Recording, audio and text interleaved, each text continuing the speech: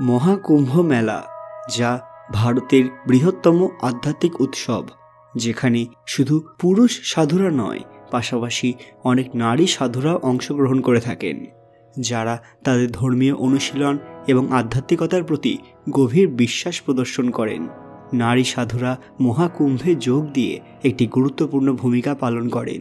তাদের উপস্থিতি কেবল আধ্যাত্মিক নয়, বরং সামাজিক এবং সাংস্কৃতিক দৃষ্টিকোণ থেকেও অত্যন্ত গুরুত্বপূর্ণ। আর এবারের মহাকুম্ভ মেলায় এক অত্যন্ত আলোচিত ঘটনা হলো এক সুন্দরী সাধ্বীর আগমন, যিনি তার সুশ্রী রূপ, আভা এবং দেহের সাধনায় বিশাল সাড়া ফেলেছেন। ধর্মীয় এবং আধ্যাত্মিক গুরুত্বের পাশাপাশি তার অনন্য সুন্দরী চেহারা এবং মিষ্টি মনোভাব বহু মানুষের দৃষ্টি আকর্ষণ করেছে।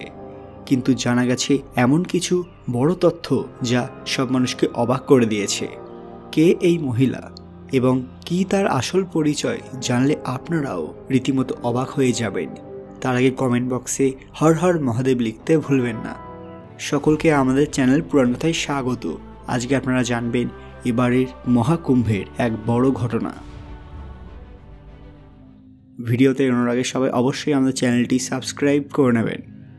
আমরা সবাই জানি যে প্রত্যেকবারই মহাকুম্ভে এমন কিছু সাধু সন্ন্যাসীরা এসে থাকেন যা সব মানুষকেই অবাক করে দেয়। আর পাশাপাশি সাধু সাধ্বীদের মূল কাজ হলো আত্মসাধনা এবং শাস্ত্রপাঠ। সেখানে এনার মতো একজন সাধ্বী কুম্ভ মেলার আধ্যাত্মিক পরিবেশকে আরও এক বিশেষ মাত্রা দিয়েছেন। বহু দর্শনার্থী এবং তীর্থযাত্রীদের কাছে এটি একটি আশ্চর্যজনক দৃশ্য হয়ে উঠেছে, কারণ তিনি শুধু তার আধ্যাত্মিকতা দিয়ে নয়, বরং তার সৌন্দর্য সকলকে মুগ্ধ করে দিয়েছে। অনেকেই তাকে মহাকুম্ভের সবচেয়ে সুন্দরী সাধ্বী বলেছেন এবং তার আগমন মেলা চত্বরে এক নতুন উন্মাদনার সৃষ্টি করেছে। দর্শনার্থীরা তার দর্শন লাভ করতে এবং তার সাথে কিছু মুহূর্ত কাটানোর জন্য দীর্ঘক্ষণ অপেক্ষা করেছেন। তার প্রতি মানুষের সাড়া ছিল অসাধারণ। কেউ তার আধ্যাত্মিক গুরু ভাবনা এবং সান্নিধ্য গ্রহণ করতে এসেছেন, আবার কেউ তার সৌন্দর্য এবং ব্যক্তিত্বের প্রশংসা করেছেন। তার আধ্যাত্মিক পথ চলা অনেকের জন্য একটি শিক্ষণীয় দৃষ্টান্ত হিসেবে কাজ করেছে।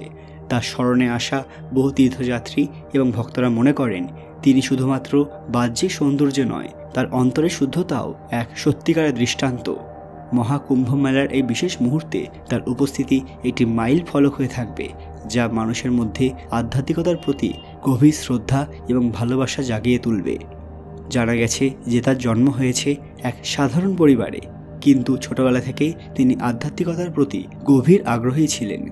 যখন তার বয়স কম ছিল, তখনই তিনি মনে করেছিলেন যে জীবনের প্রকৃত উদ্দেশ্য শুধুমাত্র বাহ্যিক সৌন্দর্য নয়, বরং আধ্যাত্মিক বিকাশ এবং আত্মানুসন্ধান। যদিও তার বাহ্যিক রূপ অনেকের কাছেই এক ধরনের মডেল বা অভিনেত্রী হওয়ার সম্ভাবনা তৈরি করেছিল, কিন্তু তার মনুষ্যত্ব এবং গভীর আধ্যাত্মিক বিশ্বাস তাকে অন্য পথে পরিচালিত করেছে। তিনি তার সৌন্দর্যের জন্য সিনেমার দুনিয়ায় বা মডেলিংয়ে খুব সহজে জায়গা করে নিতে পারতেন, তবে তিনি কখনো এইসব কাজে আসতে চাননি, বরং তার মন ধর্ম এবং আধ্যাত্মিক চর্চার দিকে গিয়েছিল।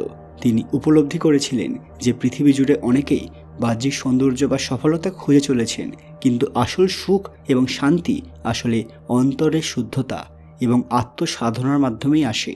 এই উপলব্ধি তাকে সাধ্বী হওয়ার পথে এগিয়ে নিয়ে যায়।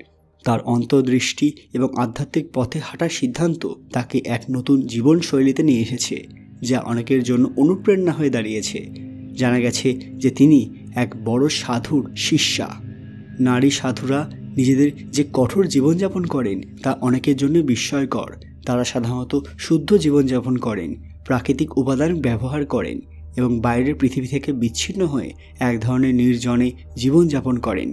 তাদের এই জীবনের উদ্দেশ্য হল আত্মানুসন্ধান এবং দেহের সমস্ত ক্ষুদ্রতা এবং অস্থিরতা থেকে মুক্তি পাওয়া।